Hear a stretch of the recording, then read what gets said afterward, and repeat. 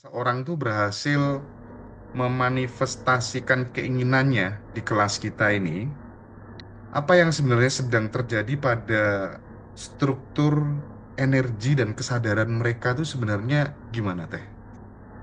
Ya, jadi gini Mas Hendra. Pada saat seseorang itu sebelumnya kehidupannya kacau, kehidupannya tidak sesuai dengan apa yang dia inginkan di dalam hidup ini, artinya yang terjadi sama dia adalah situasi di mana energi tubuhnya itu tidak selaras, Mas, dengan energi semesta dan dengan energi kelimpahan. Ada sesuatu yang tidak selaras gitu.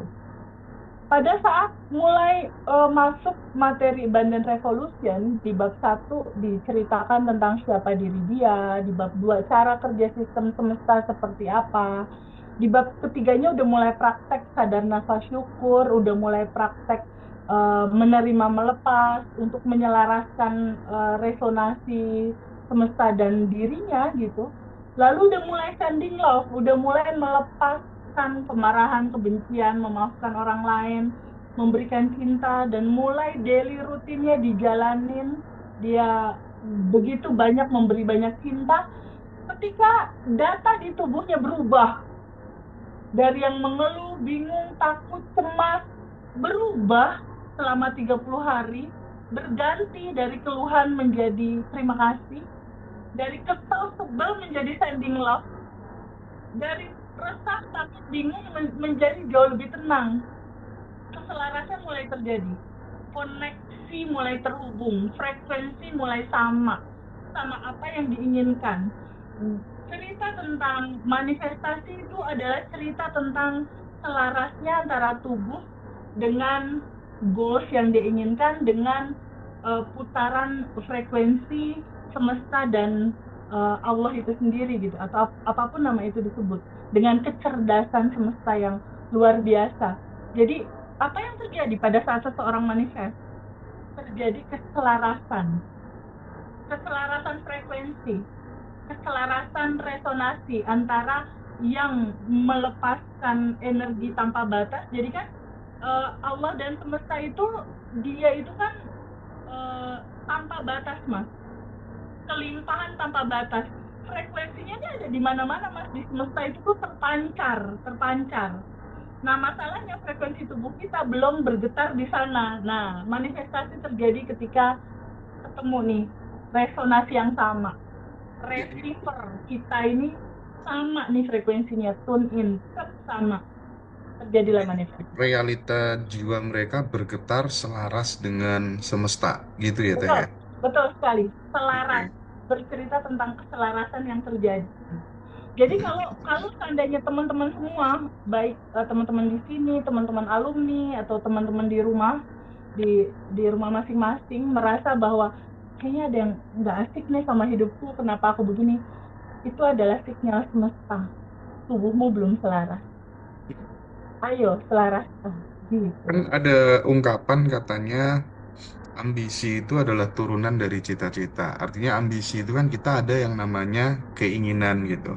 Nah, kalau kemudian ini ditarik ke banyaknya teman-teman yang berhasil manifestasi di kelas Badan Revolution ini, Teh, itu lebih berkaitan dengan vibrasi keinginan atau dengan keberanian mereka untuk bisa melepas keinginan itu sendiri, Teh. Terjadinya manifestasi tuh. Gimana tuh?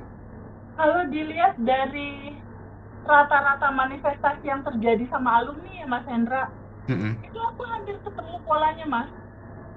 Polanya adalah ketika mereka pertama berdamai dengan realita dan menerima semua apa yang terjadi. Ada satu titik di mana dia mengenolkan, mengikhlaskan apa yang terjadi sama mereka. Penerimaan. Setelah menerima itu semua, lalu mereka menjalankan daily rutin, hasilnya lepaskan. Lepaskan dalam arti kata, mereka bersedia untuk semesta mengaliri hendaknya berjalan di dalam kehidupannya. Disitulah letak kejadian sebuah realita yang berjalan effortless, di mana di sini ada kehendak, ada keinginan, kecerdasan yang lebih tinggi, yaitu Allah Subhanahu Wa Taala atau apapun nama itu disebut ya, Tuhan, Allah atau semesta. Dan di sini ada yang berjalan nih di dalam kehidupan ini, ketika dia mengosongkan, ketika dia melepaskan emosi keinginan ego, dia mengosongkan, lalu dia terbuka untuk totally surrender, total berserah, disinilah aliran itu masuk, disitulah terjadi manifestasi yang selaras, gitu Mas Hendra. Oke, oke. Jadi intinya di titik manifestasi beberapa teman-teman itu lucu Mas, ketika dia udah, ya udahlah, istilahnya aku total berserah, aku serahkan, aku lepaskan, diatur oleh semesta, aku pasrah, berserah, dan aku terbuka sama semua hasilnya gitu. Bagaimana semesta mengatur. Tapi dalam posisi itu bukan dalam posisi tidur, makan tidur, enggak gitu ya Mas. Tetap dalam sebuah gerak gitu, dalam sebuah do, dalam sebuah action. Tetapi action yang penuh dengan kesadaran gitu, bahwa hasilnya ada kecerdasan yang lebih tinggi nih, yang lebih sempurna gitu mengatur semuanya. Jadi dia lepaskan hasilnya. Sehingga ketika dilepaskan, apapun yang dilepas, kita nggak ada ekspektasi, nggak ada nungguin gitu. Kenapa? Karena di Abundant Revolution bab 1 udah diceritakan bahwa segalanya sudah ada, tersedia di sini saat ini sekarang. Jadi pada saat quantum jam dalam posisi yang memang udah tersedia gitu. Tugas kita hanya menyamakan frekuensi aja, menyelaraskan frekuensi aja.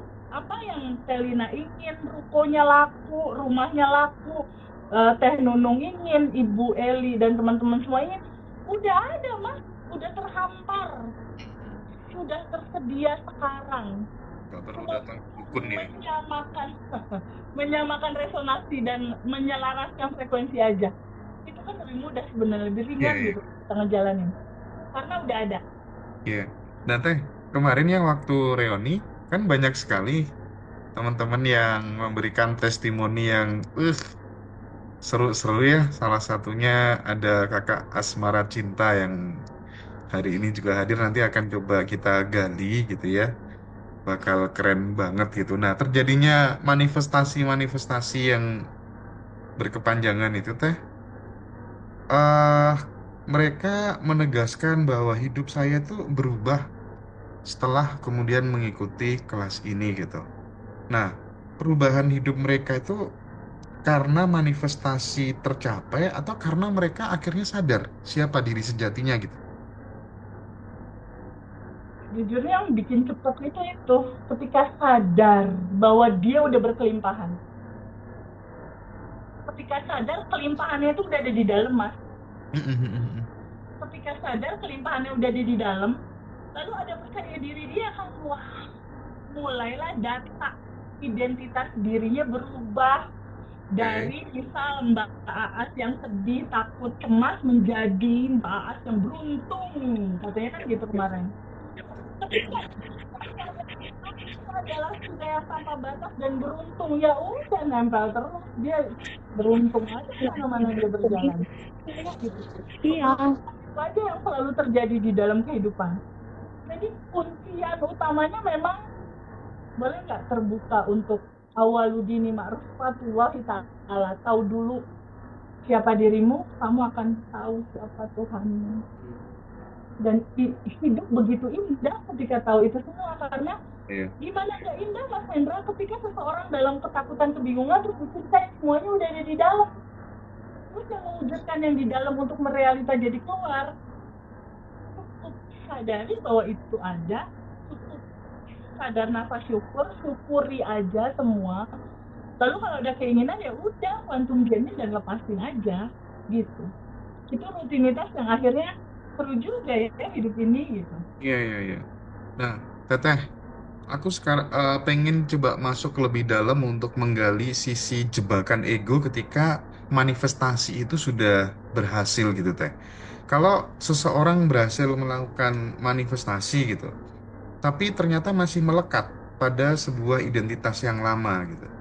Apa yang biasanya terjadi menurut resolusi pandang TVB? Kalau manifestasi sudah terjadi, lalu masih melekat ego, biasanya kebahagiaannya nggak lama Mas. Entah itu uangnya cepat habis, entah itu dia balik lagi ke kekurangan, entah itu there's something problem with apa yang dimanifestasikan sama dia gitu. Karena biasanya kalau kalau masih melekat sama ego, akulah yang mengisi hidup, aku yang ngatur, aku semua serba aku. Justru akar ego inilah sama dengan penderitaan, mas, kalau nggak dilepas. Ego ini kan diri palsu, ego ini adalah diri palsu. Justru akar ego inilah yang punya banyak limitasi, mas Hendra. Hmm. Jadi tercapai, cuma mungkin capek. Tercapai, cuma mungkin kebahagiaannya nggak lama gitu.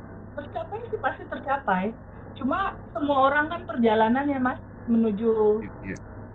menuju apa namanya, spiritual awakening gitu ya, menuju kesadaran. Jadi nikmatin aja prosesnya, enjoy Oke. the process. Nah, kita tahu teh sebenarnya kan manifestasi itu sponsornya dari trauma, kadang pun juga kejadian teh. Manifestasi dari luka batin, dendam, itu pun juga Ya, kadang betul. kejadian gitu. Nah, Yes, untuk betul. kan kan kita pengennya kan manifestasi itu sponsornya bukan dari trauma, bukan dari ego-ego tadi ya, tapi muncul dari ruang kesadaran yang murni gitu. Nah, gimana sih teh ketika kemudian manifestasi, tapi based on trauma itu tuh efek efek kedepannya seperti apa gitu? Beda, mas, beda banget.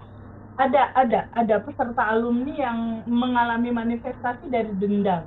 Ada. Hmm.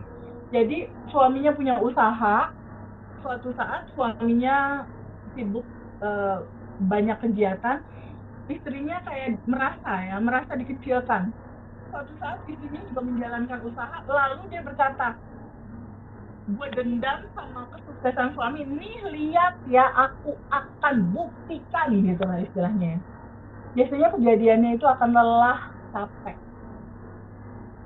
dan tercapai. Si istri ini mengalami kesuksesan itu, tapi banyak dramanya, mas, biasanya. Drama, pegawai lah, drama ini itu, pokoknya enggak gini. Jadi gini, inti dari semua perjalanan apapun yang ingin dicapai kan kebahagiaan dan ketenangan dan kedamaian yang Ya, ya. panjang ya, mas. Intinya itu, dan itu hanya bisa dicapai ketika kita melepaskan limitasi kita berupa emosi, keinginan, dan ego itu. Nah, ketika itu selalu kita sadari, tapi kita jangan membenci itu ya, karena kan itu bagian dari kita. Tidak yang, oh pokoknya aku lepaskan, pergi jauh, nggak gitu. Nggak gitu. Istilahnya, em, kata melepaskan itu kan sebenarnya sambut, terima, kita ada emosi, sambut terima ada keinginan pengen ngatur dan lain-lain, sambut terima. Sambut dan terima ada ego yang merasa jadi korban dan lain-lain, sambut dan terima. Lalu izinkan disadari bahwa ini juga cinta. Izinkan disadari bahwa ini juga manifestasi cinta. Kehidupan itu kan dualitas, ada kesedihan, kebahagiaan, semuanya manifestasi cinta. Kesadaran tentang itulah yang membuat semua reaksinya tuh tidak dalam sesuatu yang tidak membahagiakan gitu. Jadi pahami bahwa kemarahan, kesedihan, kecemasan, baik keinginan pengen ngatur, kekurangan apapun itu, ego termasuk sekalipun, itu adalah manifestasi cinta juga gitu. Jadi sebenarnya dalam kehidupan ini sih label-label itu harusnya udah benar-benar jadi pemurnian cinta gitu. Cuma kan dalam kehidupan ini memang selalu ada dualitas, mas. Ada kebahagiaan, kesedihan, ada punya uang, uang diambil orang, ada setia, ada yang nggak setia gitu. Semua itu terhampar untuk apa? Untuk mengukur diri kita sendiri. Ada bagasi emosi apakah yang masih menyala dan apakah itu sudah selesai gitu. Ketika ada realita yang tidak nyaman, itu notifikasi kamu sedang tidak selaras. Oke. Nah, andai kata nih Teh Feby itu dihutangi uang gitu sama sahabatnya gitu, nilainya mungkin besar lah ya. Nah, nagih-nagih terus kan bikin vibrasi eh, turun Teh, bikin energi turun dan bahkan akan mengundang hal-hal yang tidak kita inginkan gitu. Ya, Nah, tip dan triknya gimana sih menghadapi piutang seperti itu, di satu sisi kalau nggak ditagih ya dia akan seenaknya sendiri, justru malah melupakan kewajibannya. Di sisi yang lain, kita nagih ya kita yang jengkel sendiri. Nah, itu gimana, Teh? Kisah nyata aku sih Mas, kalau yang diceritain itu. Mm-mm, mm-mm. Ada beberapa teman punya utang dari bisnis, gagal, akhirnya menghasilkan PR hutang, apa, piutang ya, temen harusnya bayar itu enggak. Ada beberapa, enggak satu bahkan, lebih dari tiga bahkan Mas Hendra. Ketika bertemu kesadaran ini, aku mulai sadar gitu, bahwa uang itu energi. Aku sadar banget bahwa uang itu energi. Dan aku sadar, kenapa itu belum masuk ke kantong aku. Aku sangat sadar bahwa ada yang aku tahan, berupa kemarahan, berupa kekesalan, berupa kebencian gitu. Ada yang aku tahan gitu. Sehingga uang itu pun nggak masuk, karena ada yang tertahan. Ketika aku menyadari itu, oh teteh A punya piutang ratusan juta, teteh B puluhan juta, teteh C angkanya juga besar sekali gitu. Aku mulai melihat substansi inti bahwa realita hidupku itu dihantarkan ada teman satu dua tiga ngesalin gitu ada piutang banyak. Ini kan pantulanku. Pantulan di cermin kan asalnya dari orang yang di depan cermin. Jadi yang aku lakukan apa? Yang aku lakukan adalah aku menyadari ada rasa itu. Aku duduk sama rasa itu. Nangis ya nangis, kesel ya kesel ya. Ya udah, rasakan aja gitu rasa itu ada. Aku rasakan penuh, aku rasakan total, aku terima rasa itu apa adanya. Dan yang paling penting satu, aku terbuka untuk sadar bahwa akulah 100% yang menarik realita itu terjadi di dalam kehidupan aku. Dari mana?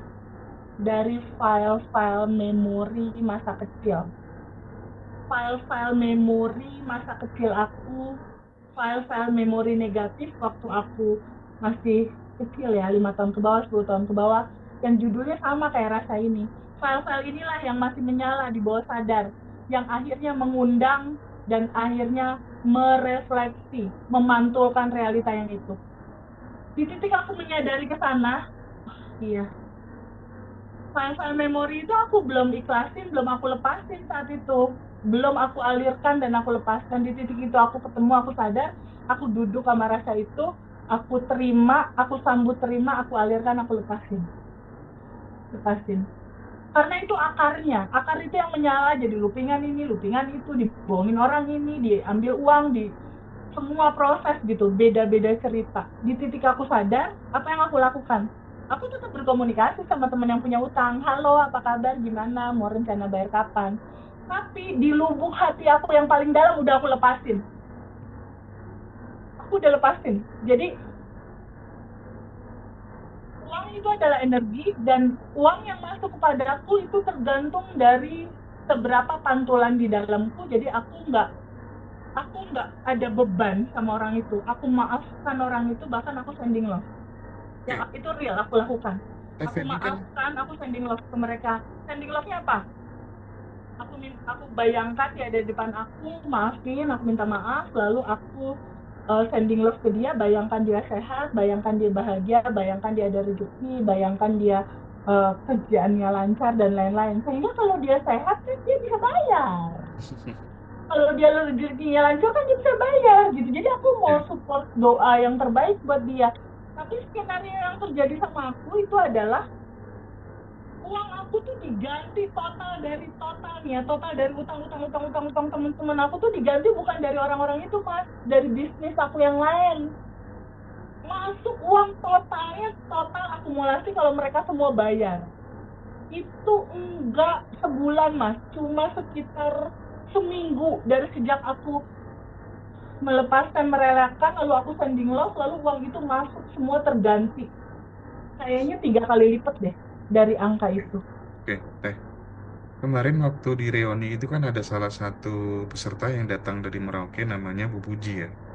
Betul, Nah, Bu betul, Puji itu betul. dulu kan benar-benar dia punya hutang ya 600 juta berapa gitu. Ya, Terus akhirnya dia bisa bangkit dari keterpurukan finansial. Dan malamnya itu aku sempat ngobrol lebih dalam gitu.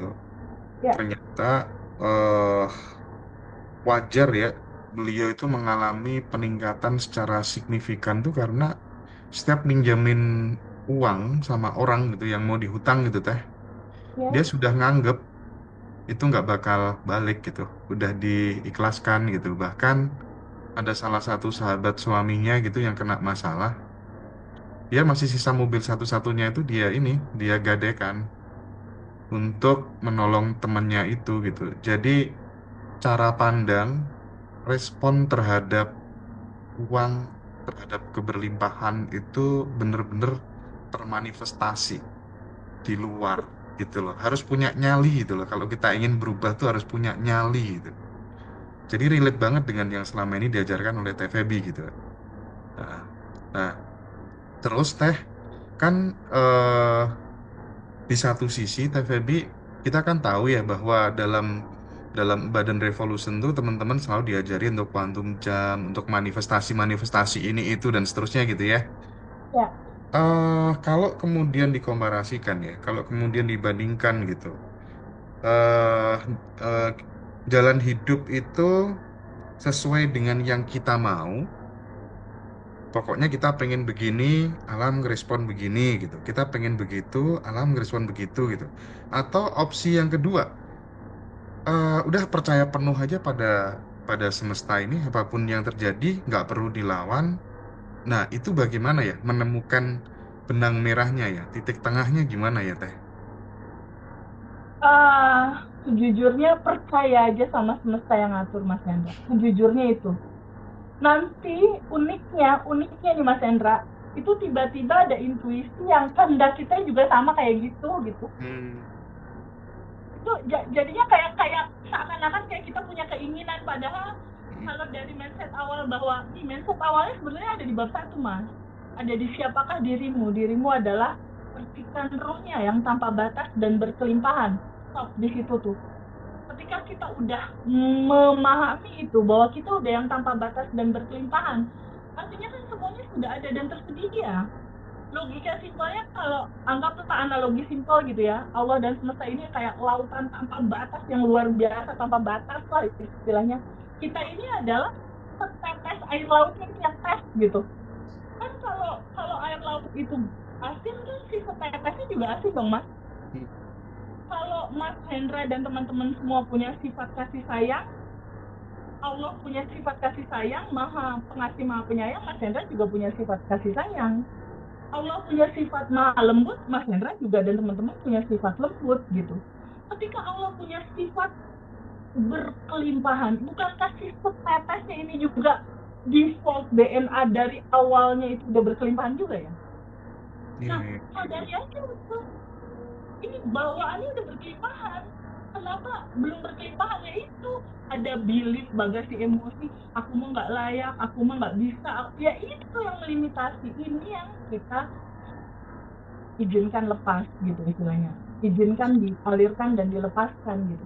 Nah, ketika kita sudah menyadari bahwa ini kan sebelum kita lahir tuh udah udah DNA kelimpahan gitu, udah berkelimpahan, jadi ya udah percaya aja sama skenario yang memang semuanya udah terhampar tersedia.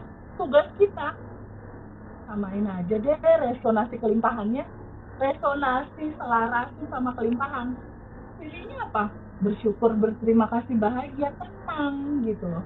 Nggak bisa buru-buru, nggak bisa cepet-cepet, pokoknya harus sekarang. Ngapain sih pengen pokoknya harus sekarang, emang udah ada, tinggal coba aja resonasinya disamain.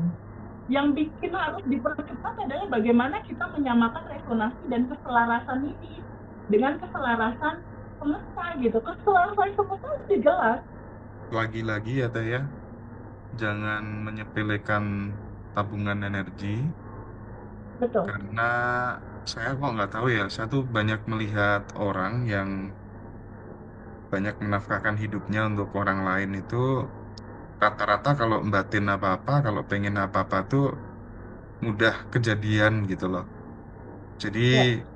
jawaban yang realistis mungkin aku sudah coba ini, coba itu, tapi kenapa belum terjadi? Ya mungkin karena energinya, powernya kurang gitu ya Teh ya.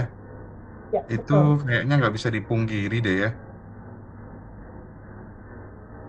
Betul, Nah, betul, betul sekali mm, Mas Hendra. mm, mm, Betul. mm. Karena gini, ketika gini, logikanya gini. Ketika seseorang itu penuh cinta untuk berbagi gitu ya, ada cinta di situ untuk berbagi. Apa yang terjadi di dalam kehidupan kita kan sesuai dengan apa yang kamu lepaskan secara energi rasa. Ketika rasa hati berbagi itu kan rasa bahagia tuh yang keluar. Otomatis yang dia lepaskan, yang dia terima. Jadi Jason Michael tuh dulu tuh dosen aku di Diamond Cutter Wisdom itu bilang, jadi kalau kamu mau uang kamu nggak habis-habis delivery terus sayang tuh banyak orang. Karena itu esensinya gitu. Kamu mengeluarkan itu yang masuk nggak akan berhenti-berhenti. Kamu mengeluarkan setiap hari itu yang masuk-masuk akan tidak Iya sih. terbendung ya. Tapi bukan karena itu juga, itu udah hukum perputaran mas. Hukum perputaran sunatullahnya udah begitu. Matematika Putarannya kamu semesta keluar, ya. kamu ya, matematika semesta udah hukum perputarannya begitu. Jadi kalau teman-teman dalam keadaan apa ya, dan keadaan nggak punya, dalam keadaan sorry di situasi yang nggak punya uang, bukannya aduh gimana harus berbagi, aku aja nggak punya uang, kan untuk berbagi nggak harus uang, bisa Iya, iya, memudahkan iya. urusan orang, meringankan beban orang, membahagiakan orang, bahkan udah dia paling gampang doain orang aja deh gitu. Itu banyak dilakukan di teman-teman alumni dan akhirnya itu eh, menjadi satu solusi buat teman-teman, akhirnya banyak perubahan juga dari teman-teman. Tabungan semesta itu salah satu gambaran di mana kita mengekspresikan sejatinya kita yang memang sudah berkelimpahan gitu, identitas diri.